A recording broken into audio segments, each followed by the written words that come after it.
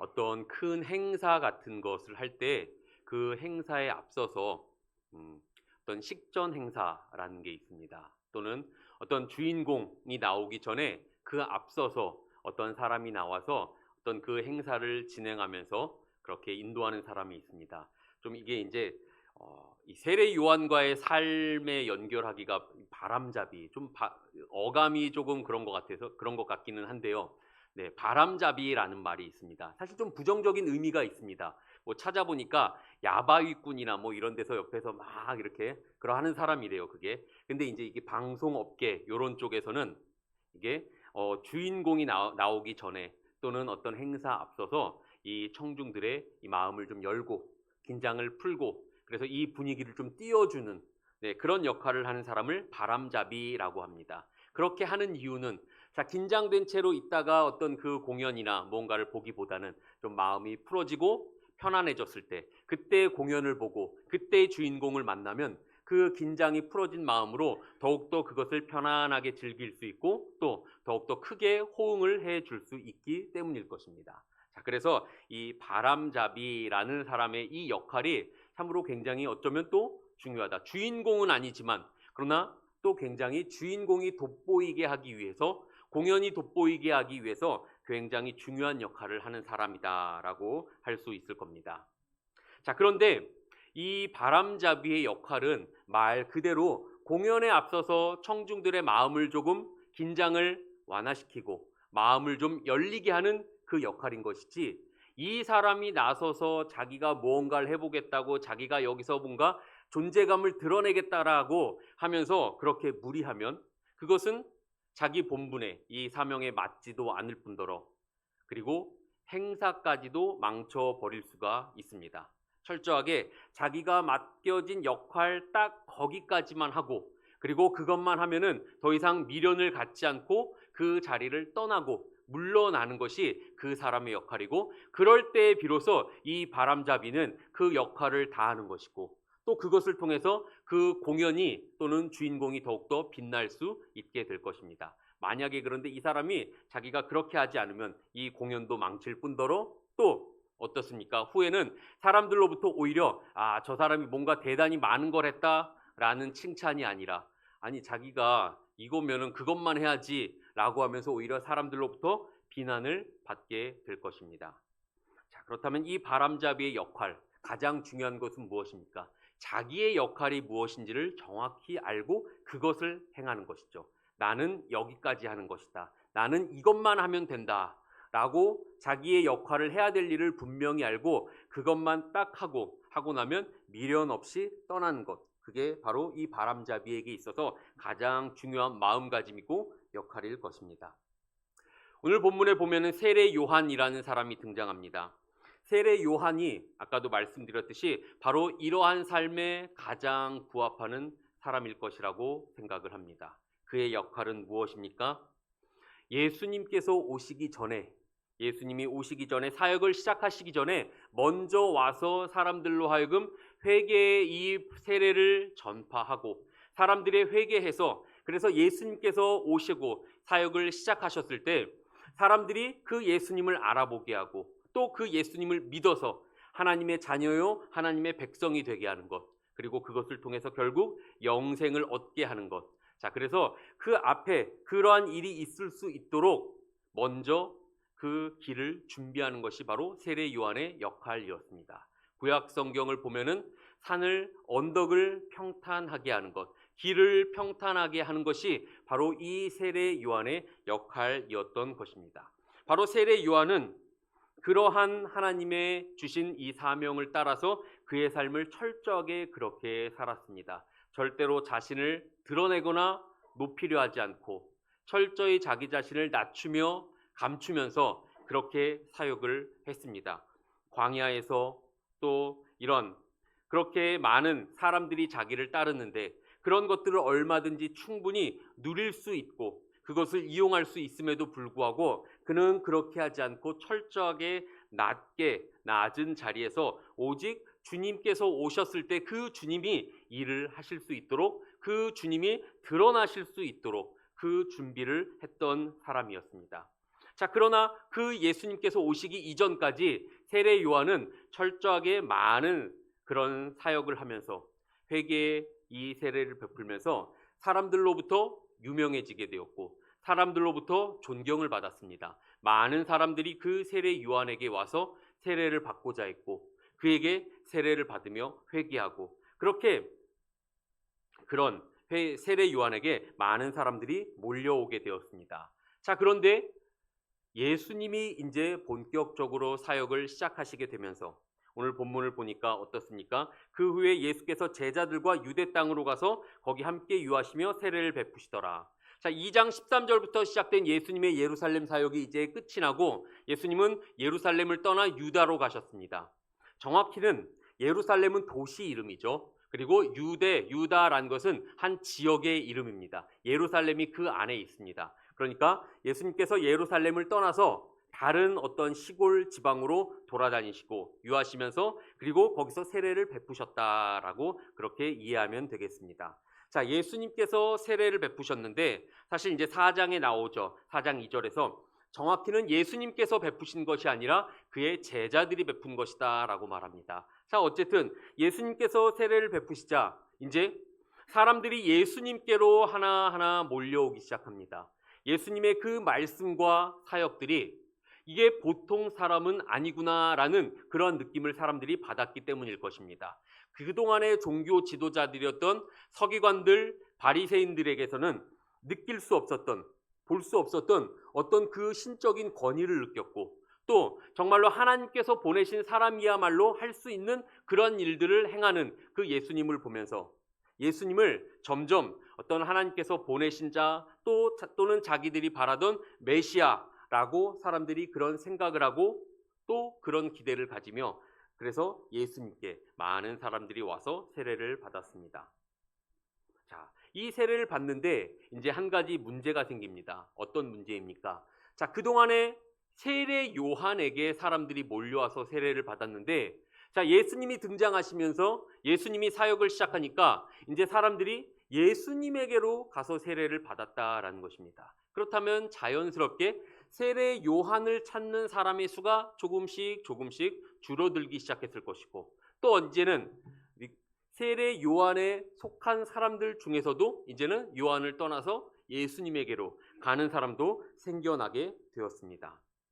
자, 세례 요한의 제자들이 이 광경을 보면서 어떠한 마음을 가졌습니까? 이것을 굉장히 못마땅하게 여겼습니다. 여기에 굉장히 불만을 갖게 되었습니다. 그래서 오늘 본문에서도 26절을 보시면 그들이 요한에게 가서 이르되 랍비여 선생님과 함께 요단강 저편에 있더니 곧 선생님이 증언하시던 이가 세례를 베풀매 사람이 다 그에게로 가더이다.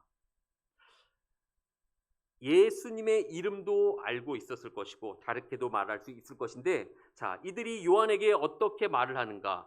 선생님과 함께 요단강 저편에 있던 이, 곧 선생님이 증언하시던 이것은 예수님을 그러니까 인정하지 않고 예수님을 무시하려는 그런 제자들의 마음의 결과입니다. 애써 예수님을 무시하려고 했던 이 제자들의 마음에서 속에서 나왔던 말은 바로 예수님께로 사람들이 가서 세례를 받는 것을 굉장히 못마땅하게 여기고 불평하기 시작했다라는 것입니다. 그들의 마음은 어떤 것이었습니까? 아니 우리가 먼저 시작을 했는데 아니 우리가 원조인데 근데 왜 저 사람이 아니 좀 다른 걸 하면 되지 왜 또 우리랑 똑같은 걸 해가지고 우리랑 이렇게 경쟁하게 만들고 우리를 기분 나쁘게 만들고 우리를 자꾸 이렇게 만드는가 아마도 이런 생각을 했던 것 같습니다.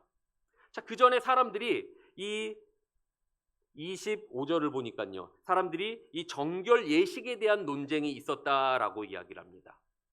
정결 예식에 대한 논쟁. 정확히 뭔지는 모르지만 어쨌든 이것이 세례와 연결되어 있는 것을 보면은 자, 이 죄 씻음의 방법, 회개와 죄 사함의 방법에 관한 어떠한 그러한 방법에 관한 이야기였을 것입니다. 그러니까 기존에 있던 이 서기관들과 바리새인들이 말하던 어떤 그런 방법들이 있을 것이고 또 이 세례 요한의 회개의 세례에 관한 그런 것이 있을 것이고 자, 그런 가운데서 예수님이 등장하시면서 이 세례를 베푸시니까 자, 과연 이것들 가운데 어떤 것이 그러니까 진짜인가 또는 원조인가 어떤 것이 정말로 효과적인 그러한 정결 예식인가 이런 논쟁이 그들 가운데 있으면서 그래서 예수님께로 사람들이 몰려가는 것을 보면서 그들이 그것을 못마땅하게 여긴 것입니다. 자, 그런데 이 요한의 제자들은 그런 마음을 가지고 있는데 정작 그 스승이었던 요한은 어떻습니까? 그 다음 구절을 보니까 27절에서 요한이 대답하여 이르되 만일 하늘에서 주신 바 아니면 사람이 아무것도 받을 수 없느니라. 내가 말한 바 나는 그리스도가 아니요 그의 앞에 보내심을 받은 자라고 증언할 자는 너희니라 라고 이야기를 합니다. 자, 하늘에서 주신 바 아니면 사람이 아무것도 받을 수 없느니라. 하나님께서 나에게 무언가를 명령을 주시고 나에게 하라고 하셨으니까 내가 이렇게 했던 것이고 또는 하나님께서 저 예수님께 하나님께서 그 권능과 모든 능력을 다 주셨기에 저가 그것을 행하는 것이다 라고 말을 하면서 하나님께서 그 자기에게 주신 사명 그리고 그 예수님 앞에서 자기가 겸손하게 무릎 꿇어야 함을 지금 이 있는 그 보이는 이 상황을 지금 그대로 인정하고 있는 것입니다. 자, 이게 우리도 경험해 봐서 알지만 사실은 쉽지 않습니다. 내가 먼저 시작을 했고 내가 지금까지 많은 것을 해와서 그래서 사람들로부터 칭찬도 받고 인정도 받았는데 갑자기 어떤 새로운 사람이 나타나서 뭔가를 행하고 좀 나보다 좀 더 잘하고 그래서 사람들이 그를 좀 더 좋아해주고 하면은 사실 우리의 마음이 얼마나 불편하고 얼마나 괴롭겠습니까? 세례 요한의 제자들만 그렇지는 않을 것입니다. 저도 그렇고 또 여러분들도 그럴 것이고 우리 모두가 다 이런 부분에서 분명 불편한 마음을 가지게 될 것입니다. 자, 그런데 세례 요한은 어떻습니까? 그것에 대한 불평, 불만을 갖는 것이 아니라 오히려 그 앞에서 하나님의 뜻 앞에서 겸손한 마음을 보여주고 있습니다. 하나님께서 내게 주신 사명이 이것이고 저 예수님께 주신 사명이 그것이고 또 그 예수님의 그 사명을 위해서 하나님께서 그에게 성령을 주시고 하나님께서 그에게 능력을 베풀어 주셨으니 저가 그것을 행하는 것이지. 그러니까 이 모든 것을 당연하게 하나님의 뜻 앞에서 겸손한 모습을 그가 보여주고 있는 것입니다. 오히려 자기가 그동안 이 예수님의 오실 것을 말하며 예수님의 이 사역을 준비하고 예수님을 증언하는 일에 참으로 그 일에 참된 기쁨을 누리고 있었다라고 이야기를 합니다. 오늘 본문을 29절을 보니까 신부를 취한 자는 신랑이나 서서 신랑의 음성을 듣는 친구가 크게 기뻐하나니 나는 이러한 기쁨으로 충만하였노라. 자, 신부는 우리 성도를 말하는 것이고 신랑은 예수님을 말하는 겁니다. 신랑의 친구는 바로 자기 요한 자신을 말하고 있습니다. 신랑과 신부가 있어서 결혼을 하면은 이 신부를 취하는 사람은 신랑입니다. 자, 그러나 이 신부의 친구는 이 신랑의 친구는 어떻습니까? 신랑이 오는 것을 그 음성을 듣고 이제 드디어 이 결혼식을 열심히 지금까지 준비를 신랑의 친구들이 하고 있었습니다. 그리고 드디어 신랑이 와서 이제 이 결혼식을 치를 수 있게 되었습니다. 이 신랑의 친구가 그 순간 얼마나 기쁘겠습니까? 내가 여지껏 바로 이걸 위해서 열심히 준비를 해왔는데 드디어 이것을 이제 나타내고 보여주고 행할 때가 되었구나. 그리고 이것을 통해서 이 결혼식이 이루어지고 정말 기쁨이 이 가운데 충만하겠다. 바로 내가 이것을 열심히 준비함으로 인해서 이 기쁨이 오게 될 것이다. 신랑의 친구는 그러한 기쁨이 그에게 있는 것입니다. 자, 세례 요한은 바로 자기를 이 신랑의 친구다라고 이야기를 하면서 자기는 그 기쁨으로 만족한다라고 이야기를 하고 있는 것입니다. 예수님이 오실 것을 말하고 예수님을 증언하는 것, 그것만으로도 나는 충분히 기쁘다. 하나님의 뜻 앞에서 겸손하게 그렇게 말하고 있는 이 세례 요한의 모습을 우리가 볼 수 있습니다. 자, 그러면서 그가 오늘 본문의 정말 핵심 구절이라고 할 수 있는 30절 우리 다 같이 한번 읽어보겠습니다. 시작. 그는 흥하여야 하겠고 나는 쇠하여야 하리라 하니라. 아멘. 예수님은 더욱더 커져야 하고 나는 점점 작아져야 한다. 작아질 뿐만 아니라 그리고 나는 없어지고 사라져야 한다라고 이야기를 하고 있는 것입니다. 자, 참으로 겸손한 모습을, 정말 우리로서는 보통 하기 결코 쉽지 않은 그러한 모습을, 자세를 이 세례 요한이 보여주고 있습니다. 자, 여러분, 이러한 마음을 어떻게 하면 가질 수 있을까요? 이런 마음 가져보셨습니까? 경험해 보셨습니까? 지금도 갖고 계십니까? 참으로 쉽지는 않은 그러한 마음가짐입니다. 그러나 분명한 거 한 가지는, 자기의 사명을 정확히 알고 있을 때 우리는 이러한 마음을 가질 수 있다라는 것입니다. 하나님께서 이 땅에 우리를, 사람을 보내실 때 그냥 보내시지 않습니다. 하나님의 뜻과 계획을 다 가지고 계시고, 그리고 그것을 이루시기 위해서 각각 한 사람 한 사람에게 이 뜻을 하나씩 하나씩 주시고 그 사람을 이 땅 가운데 보내주십니다. 그러니까 저와 여러분은, 우리 모두는 각각 우리에게는 하나님의 뜻이, 저에게는 또 다른 뜻이 여러분 각각에게 다 있는 것이고, 우리 모두는 다 하나님의 뜻과 계획을 가지고 있는 한 사람 한 사람이다라는 것입니다. 그걸 가지고 하나님께서 우리를 택하시고 이 땅에 보내주시고 우리를 구원해 주셨습니다. 그리고 또한 그것을 위해서 하나님께서는 우리에게 은혜를 주시고, 또한 하나님께서 우리에게는 달란트라는 것을 주십니다. 여러분, 우리가 가지고 있는, 여러분들이 가지고 있는 달란트는 무엇입니까? 은사는 무엇입니까? 여러분이 가지고 있는 재능, 여러분이 가지고 있는 장점과 잘한 것이 무엇입니까? 그게 근데 바로 하나님께서 우리에게 하나님의 일을 하라라고 주신 것이다라는 것입니다. 우리에게 그 주신 것. 그러니까 그것은 나를 위해서, 나를 자랑하고 드러내기 위해서 쓸 것이 아니라 하나님을 드러내기 위해서, 주님의 일을 하기 위해서 우리가 사용해야 할 것들이다라는 것입니다. 그렇기 때문에 결코 내가 가진 것을 내가 그걸 가지고 자랑해서는 안 되는 것입니다. 나에게 이런 능력이 있는데 이렇게 보니까 저 사람은 나는 이걸 이렇게 잘하는데 이 사람은 이걸 되게 못해. 그것도 못하니? 왜 그거밖에 못하니? 이런 것이 아니라 나에게는 이러한 일을 하기 위해서 하나님께서 그것을 주신 것이고, 저 사람에게는 이 일이 아닌 다른 것을 맡기셨기 때문에 하나님께서는 이 재능을 주신 것이 아니라 다른 재능을 그 사람에게 주신 것이죠. 그렇기 때문에 내가 가진 재능은, 달란트는 우리의 자랑이 결코 되어서는 안 될 것입니다. 하나님의 일을 하며 또 그것을 가지고 내 옆에 성도, 지체들을 세워주고 위로하고 유익해 하는 그 일들을 위해서 사용해야 하는 것입니다. 우리 모든 성도들이, 우리 한 사람 한 사람이 하나님께서 주신 그 은사를 우리가 그렇게 사용할 때 교회가 건강하게 세워지고 하나님 나라가 확장되게 될 것입니다. 그래서 이 세례 요한은 이 자기의 사명을 분명히 알았습니다. 내 사명이 이것이니 나는 이것을 했고, 이것으로 말미암아 드디어 예수님이 드러나고 예수님이 빛을 발하게 되었습니다. 그랬기 때문에 자기의 사명을 정확히 알고 있기 때문에 나의 사역으로 말미암아 이 일들이 이루어졌다라는 것을 보면서, 그래서 예수님의 드러나심을 볼 때 그가 기뻐할 수 있었던 것입니다.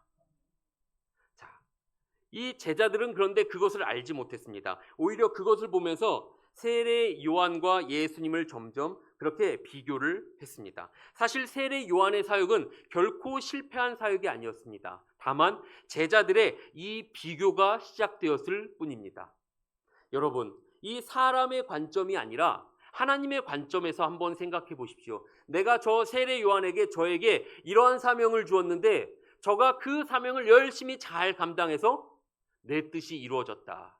하나님은 그런 관점으로 우리를 한 사람 한 사람을 그렇게 보고 계실 것입니다. 그렇다면 그렇게 우리가 그 일을 열심히 함으로 하나님의 일이, 뜻이 이루어졌을 때 하나님은 얼마나 기뻐하시겠습니까?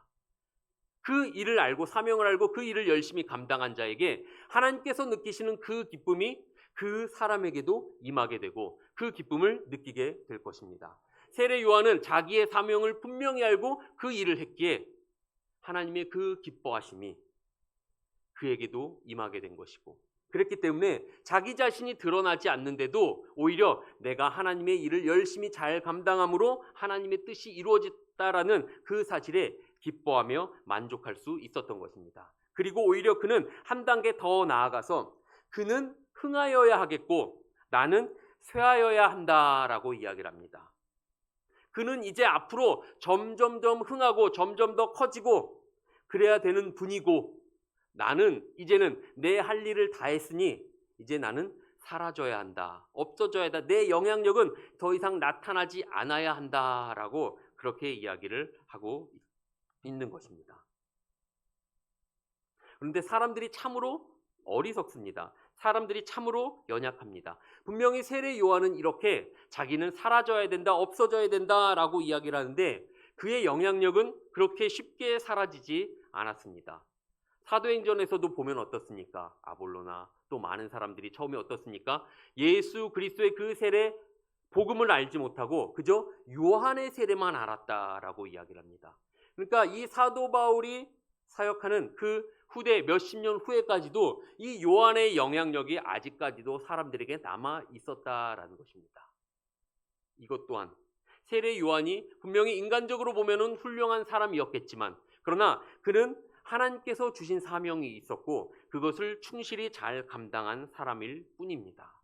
우리가 하나님의 일을 할 때 바로 이러한 마음가짐을 가져야 할 것입니다. 내가 하나님께서 나에게 주신 이 사명 그것을 분명히 알 때 우리는 그 일을 열심히 잘 감당할 수 있고 또 그 일을 잘 감당함으로 말미암아 기쁨이 있을 수 있고 또 다른 사람과의 비교가 있지 않게 되는 것입니다. 그 사람은 그것을 맡기려고 하나님께서 그것을 주신 것인데 그것을 알지 못하니까 저 사람은 저런 것도 있는데 왜 나에게는 없는가?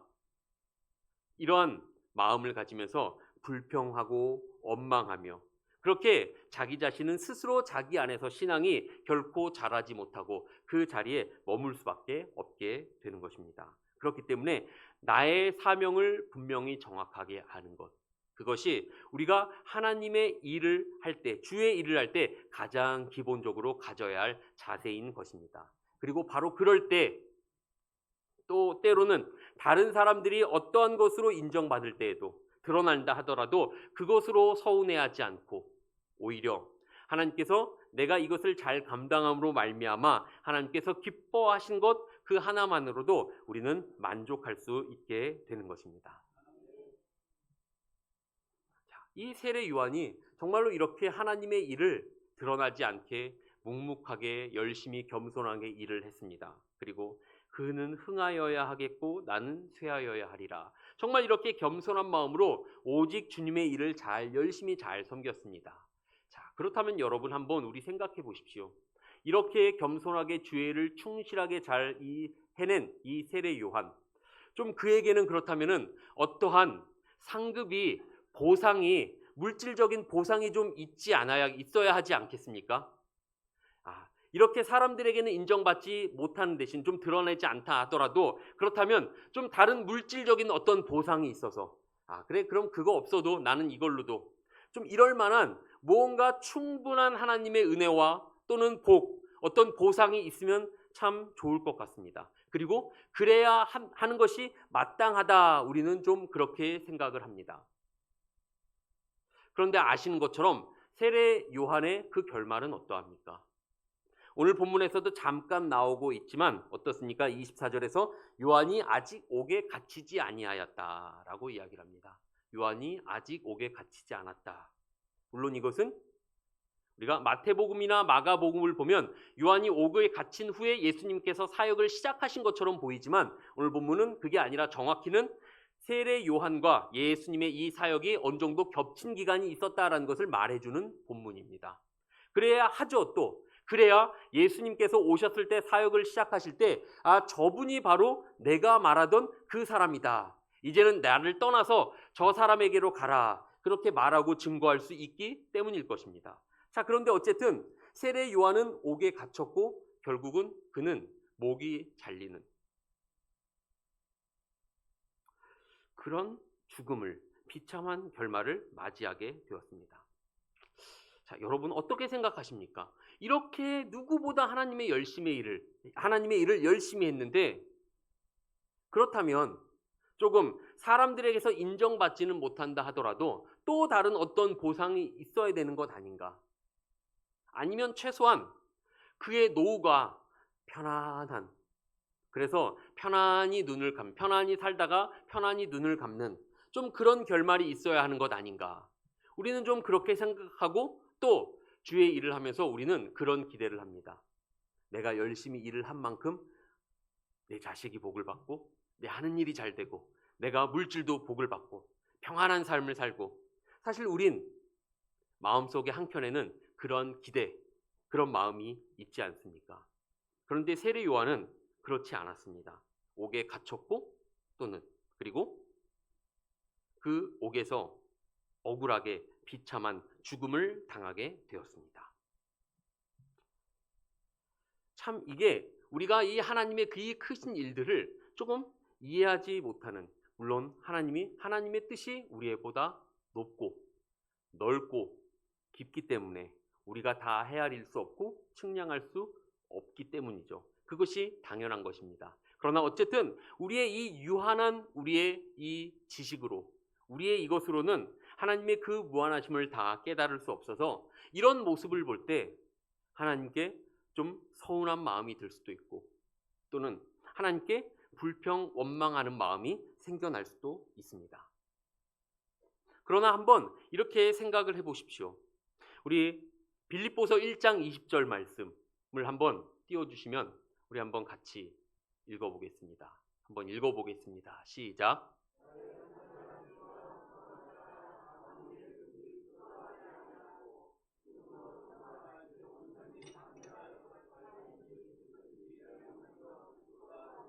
21절도요. 이는 내게 사는 것이 그리스도니 죽는 것도 유익함이라. 아멘. 자, 사도 바울이 감옥에 갇혔습니다. 근데 감옥에 갇히자 사람들이 이제 바울이 갇힘을 계기로 해서 서로 자기의 이름을 드러내려고 열심히 복음을 전하고 전도하며 그렇게 사역을 합니다. 자, 그러니까 당연히 세상의 밖에서는 또 그 사람들이 또 인정받고 존중받고 사람들이 몰리기도 하고 할 것입니다. 이 소식을 들은 사도 바울의 심정은 어떠했을까요? 내가 없으니까 저 사람들이 저렇게 한다라고 하면서 저 사람들이 또 나를 모함하고, 저 봐라, 하나님의 저게 아니니까 저렇게 옥에 갇히고 저렇게 되는 거야. 누구는 이렇게 사도 바울을 그렇게 모함했을 수도 있습니다. 그러나 사도 바울은 이러한 모든 것들을 보면서도 오히려 그것을 다 초월하고 어떻게 말합니까? 오히려 그것으로 말미암아 이렇게 되든 저렇게 되든 주의 복음이 전파된다라는 것을 보면서 기뻐하고 나는 그것으로 기뻐하고 만족한다 라고 이야기를 합니다. 그렇기 때문에 나는 사나 죽으나 그렇게 말을 하면서 내 안에 그리스도가 계시니 나는 또한 죽는 것도 유익하다라고 그렇게 이야기를 하고 있습니다. 자, 사도 바울의 이런 마음은 어떻게 우리가 설명할 수 있을까요? 말씀드렸듯이 이 세례 요한과 같이 자기의 이 사명, 오직 그리스도의 이 복음을 전하는 것, 할 수 있는 대로 한 명이라도 더 복음을 전하고자 하는 것이 사도 바울의 사명이었고 그의 소원이고 마음이었습니다. 자, 그래서 자기가 그 일을 하다가 감옥에 갇혔는데 이제는 더 이상 밖에 나아가서 많은 사람들을 전도할 수가 없게 되었습니다. 물론 사도 바울은 그 감옥 안에서도 또 열심히 사람들을 만나면서 사람들에게 전도를 했지만 저 밖에서는 사도 바울을 모함하면서 오히려 이 기회를 이용해서 사도 바울을 누르고 사도 바울보다 더 인정받고자 사람들이 열심히 했습니다. 그러나 사도 바울은 그것을 불편해하지 않고 오히려 이렇게 되든 저렇게 되든 이 모든 것들을 통해서 더 그리스도의 이름이 전파되고 더 복음이 전파되기 때문에 나는 기쁘고 만족하다. 사도 바울 자기 자신의 이 사명, 예수 그리스도의 이 복음을 전하는 것이 나의 사명이다라고 그것을 분명히 알고 그것을 위해서 온전히 자기의 모든 것을 던졌기 때문에 자기가 비록 감옥에 갇혔지만 그러나 그 그리스도의 복음이 그럼에도 또 전파되고 있었기 때문에 사도 바울은 그것만으로도 기뻐하고 만족할 수 있었다라는 것입니다. 바로 자기의 사명을 분명히 알 때 바로 우리가 이 모든 것을 초월해서 기뻐할 수 있다라는 것입니다.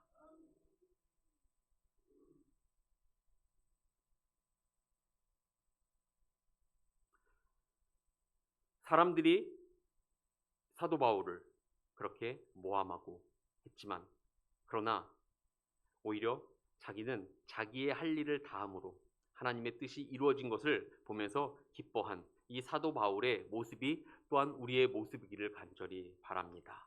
그리고 우리가 어떠한 물건을 한번 샀다고 생각을 해보십시오, 여러분.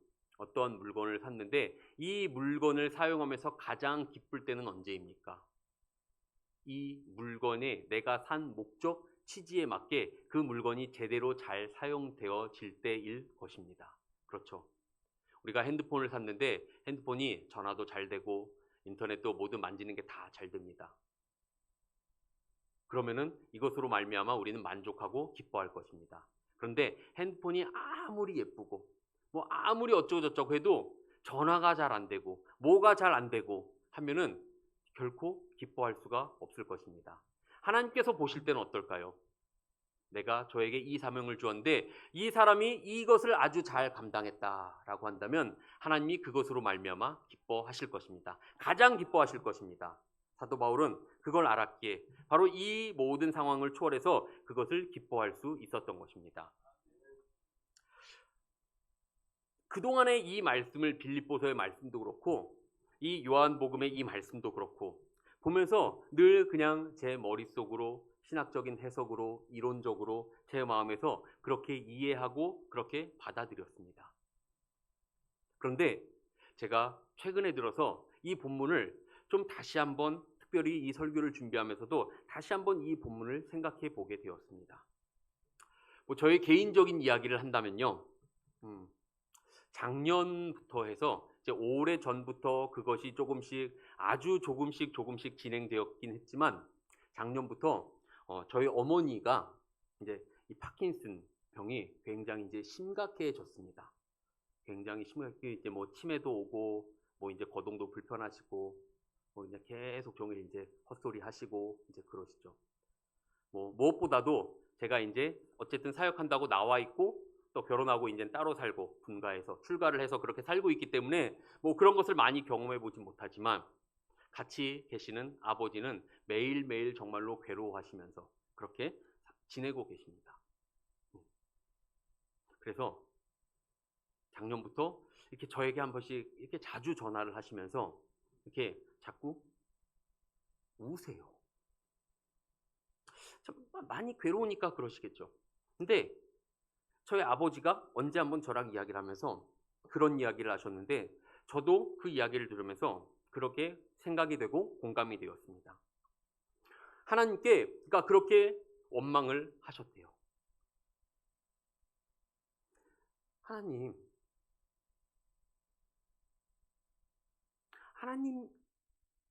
위해서 그러니까 저희 어머니가 그렇게 많이 일하지 않았습니까?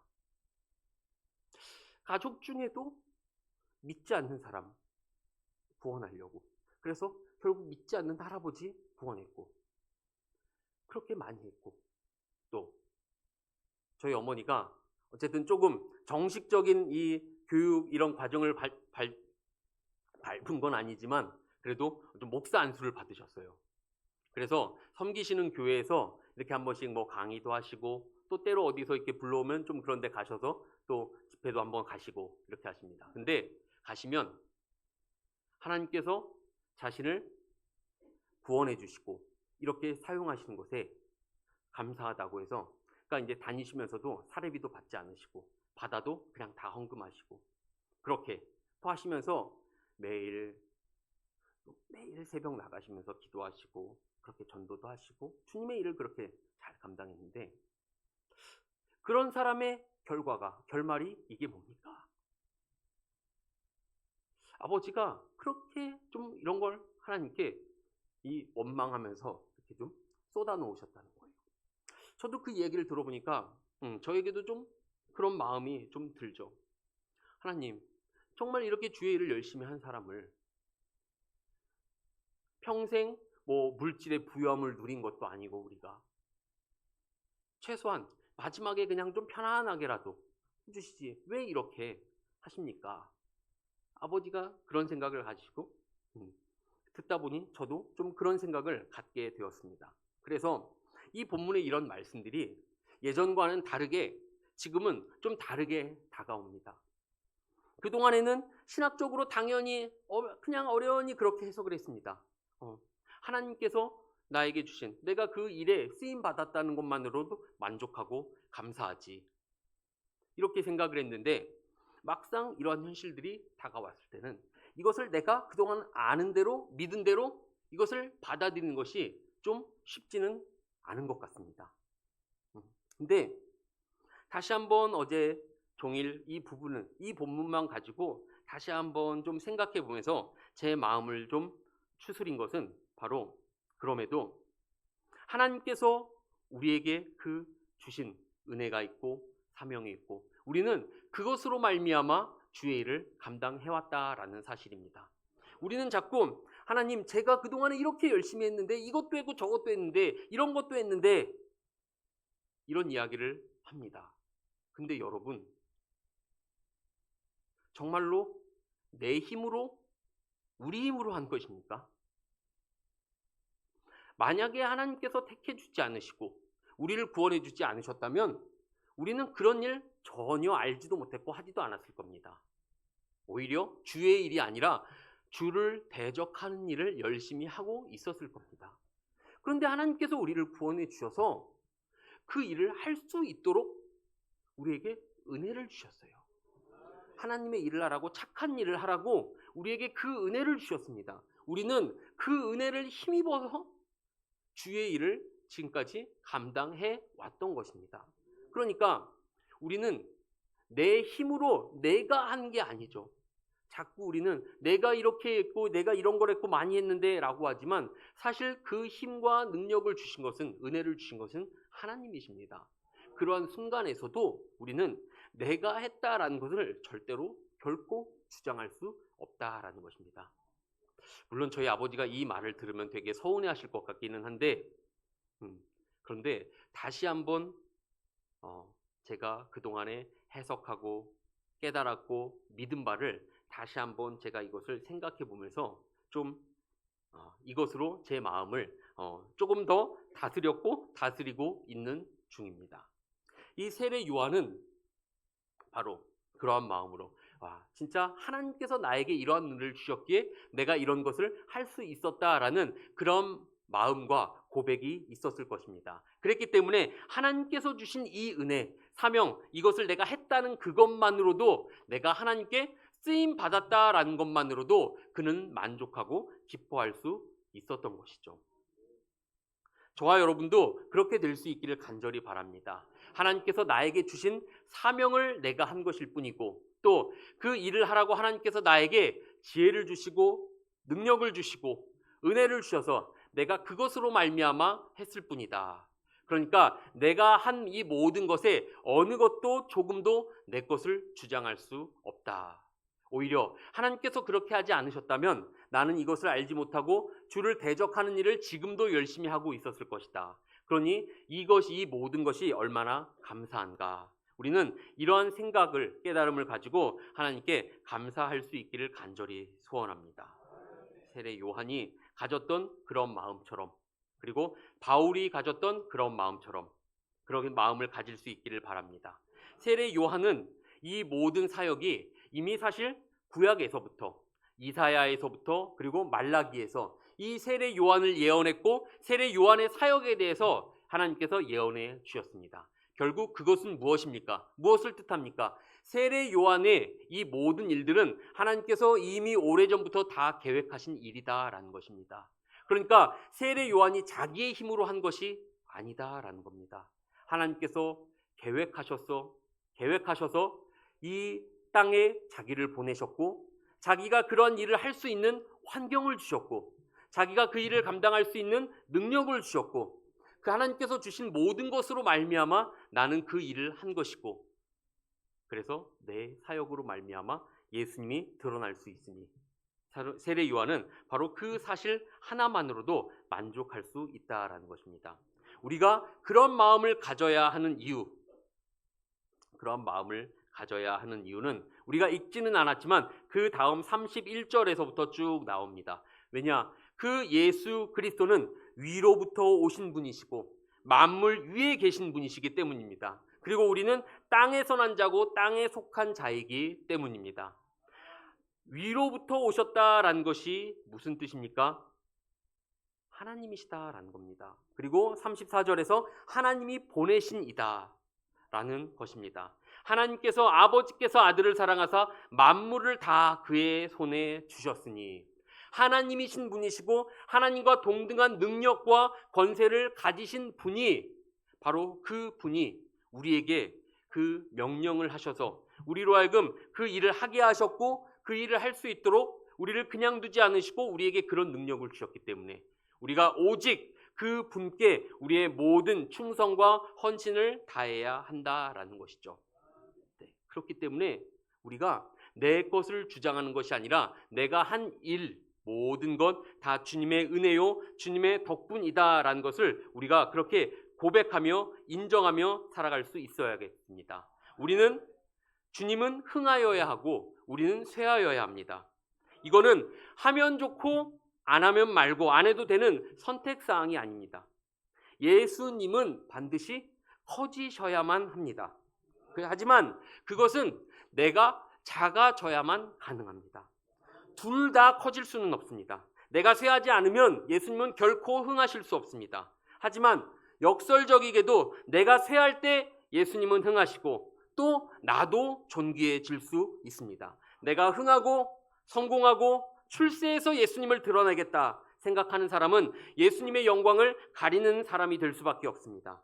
그리스도인이라면 특히 리더의 자리에 있는 사람이라면 특히 새기고 새겨야 될 이 마땅한 참으로 위대한 고백입니다. 자기를 드러내면서 예수님도 드러낼 수는 결코 없습니다. 자기가 아주 능력 있고 유능하고 무엇이든지 마음만 먹으면 잘해낼 수 있다라고 생각을 하는 사람은 다른 사람에게 그렇게 잘해낼 수 있다고 다른 사람에게 그런 확신을 주게 되면 그와 동시에 주님은 그의 인생에서 가려지게 되고 주님은 무능한 분이 될 수밖에 없게 됩니다.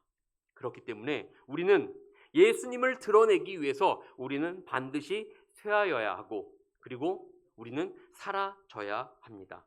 결코 우리의 이름과 우리의 영광이 드러나서는 안 됩니다. 오직 예수 그리스도의 이름과 그의 영광만이 드러나야 합니다. 예수님은 흥하셔야 하고 나는 쇠해야 한다. 이것이 우리의 인생의 모토가 되기를 간절히 바랍니다. 이것이 바로 생명을 얻는 코드이기 때문입니다. 그렇게 고백하고 사는 것이 믿음이고 바로 순종입니다. 하나님의 영광을 비추는 삶과 그리고 고백으로 하나님이 되시는 인치시는 삶을 살 때 하나님이 또한 우리에게도 영광을 비춰 주실 것입니다. 이 세상 무엇으로도 만족할 수 없는 하늘로부터 내려오는 그 만족과 기쁨을 우리에게 채워 주실 것입니다. 그래서 우리가 사라지면 사라질수록 비우면 비울수록 우리는 세상이 일하는 방식과 다른 방식으로 우리는 영화로움을 얻게 되는 그러한 사람이 될 것입니다. 주님의 일을 하면서 나를 드러내기보다는 나는 감춰지고 오직 주님의 일들만 영광만 드러내기를 바라는 마음으로 사역할 수 있기를 바랍니다. 일할 수 있기를 바랍니다. 바로 그런 마음을 가지고 우리가 살아갈 때 때로는 나의 죽음마저도 유익이 될 수 있다라는 이것을 우리는 역사 속에서 선교사들의 그 희생과 순교를 통해서 정말로 이것이 그러하다라는 것을 우리는 깨달을 수 있게 됩니다. 바로 나의 죽음마저도 유익할 수 있게 된다는 이 믿음 가지고 하나님 앞에서 나는 아무것도 아니다라는 오직 주님의 영광만을 위하여 신앙생활하며 또 사역하며 그렇게 사는 우리 모두가 되기를 간절히 소원합니다. 우리 내 안에 사는 이 함께 찬양하신 후에 우리 한번 다 같이 합심해서 잠깐 기도하겠습니다.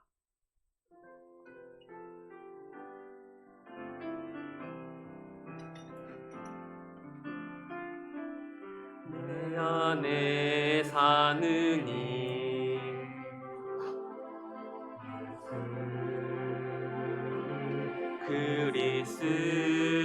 그리스도니 나의 죽음도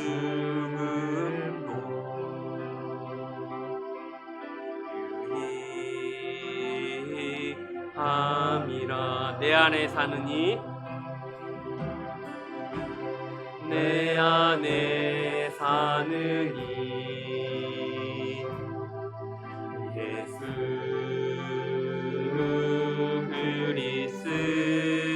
그리스도니 나의 죽음도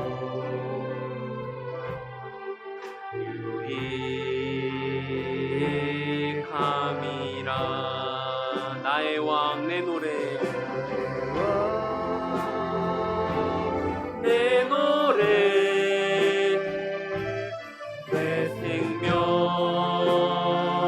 또 내 기쁨 나의 힘 나의 것 내 평화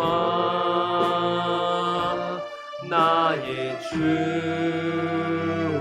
내 안에 사느니 내 안에 사느니 예수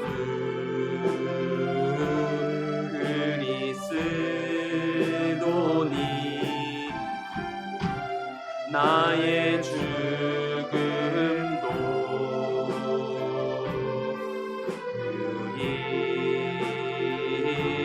한 번 더 찬양하겠습니다. 내 안에 사느니 내 안에 사느니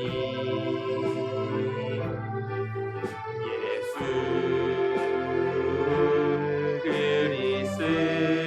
그리스도니 나의 죽음도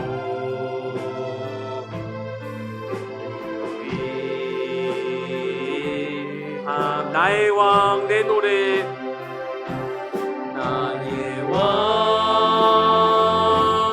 내 노래 내 생명 또 내 기쁨 나의 힘 나의 것 내 평화 나의 주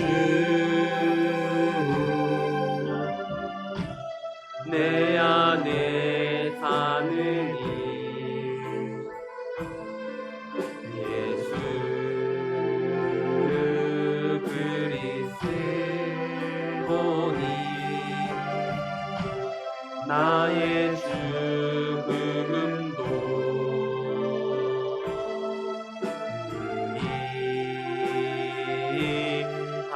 유익함이라.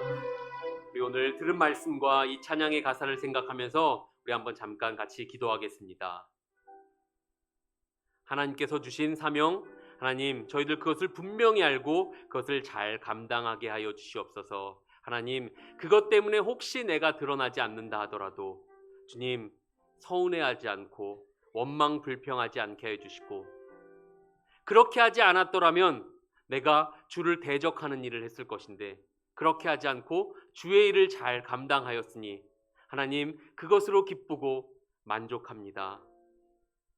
이런 마음을 가지고 정말 그 마음이 우리 안에 늘 충만할 수 있게 해달라고, 그래서 그 마음 가지고 주의 일 겸손하게 더 열심히 잘 감당하는 우리가 되게 해달라고, 또 때로는 내가 인정받지 못하고 드러나지 않는다 하더라도 서운해하지 않으며 오직 주님께서 드러나신만을 보고 기뻐하는 그런 성숙한 신앙인 되게 해달라고 우리 주여 한번 외치고 다 같이 한번 기도하겠습니다.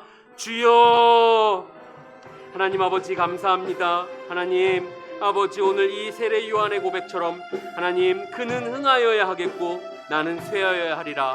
주님 아버지 오직 주님의 이름과 영광만 드러나고 하나님 저희들은 쇠하고 사라지기를 원합니다. 하나님 그것이 서운하지 않게 하여 주시고 그것 때문에 원망 불평하지 않게 하여 주시옵소서. 하나님 주님께서 아버지 저희들이 그 일을 하지 않았더라면 오직 하나님을 대적하는 하나님께서 싫어하시는 일을 하였을 것인데 하나님 그것이 아닌 주님이 기뻐하시는 일을 저희들이 하였사오니 주여 아버지 그것만으로도 기쁘고 만족할 수 있는 저희들이 되게 하여 주시옵소서. 하나님 저 만왕의 왕이신 하나님의 일을 했다는 것 그 하나만으로도 저희들이 만족할 수 있게 해주시고 하나님, 그 기쁨을 가지고 저희들 이 모든 서운한 마음 없게 해주시고 우리 애들의 일 불평 불명 원망하는 마음을 잘 다스릴 수 있는 저희들 되게 하여 주시옵소서. 내 이름을 남기려고 하는 것이 아니라 오직 주님의 일을 남기기를 힘쓰는 저희들 되게 하시고 주님의 영광만 드러나게 하여 주시옵소서. 그 일에 쓰임받게 하여 주시옵소서. 참 좋으신 하나님 아버지, 주님 저희들을 택하여 주시고 구원하여 주셔서 주의 일을 감당하게 해주심을 참으로 감사합니다. 만약에 주님께서 저희들을 구원해 주지 않으셨다라면 주님, 저희들은 여전히 주님을 알지 못하고 주님께서 싫어하시는 주님을 대적하는 일을 열심히 하고 있었을 것입니다. 주님, 저희들이 그 일을 하고 있지 않은 것만으로도 얼마나 기쁘고 감사한 일입니까? 하나님, 저희들의 사명 분명히 깨닫고 주님의 일을 하는 것만으로도 기뻐하며 만족할 수 있는 자들 되게 하시고 주님, 저희들로 인하여 주님의 일이 이루어지는 것, 하나님 그것만으로도 만족할 수 있는 겸손한 믿음을 저희들에게 허락하여 주시옵소서. 오직 저희들은 쇠하여지기를 원합니다. 사하여지기를 원합니다. 우리의 영향력이 아닌 주님의 이름과 주님의 영향력만이 우리를 통해서 나타나고 남아지게 하여 주시옵소서. 예수님의 이름으로 기도합니다. 아멘.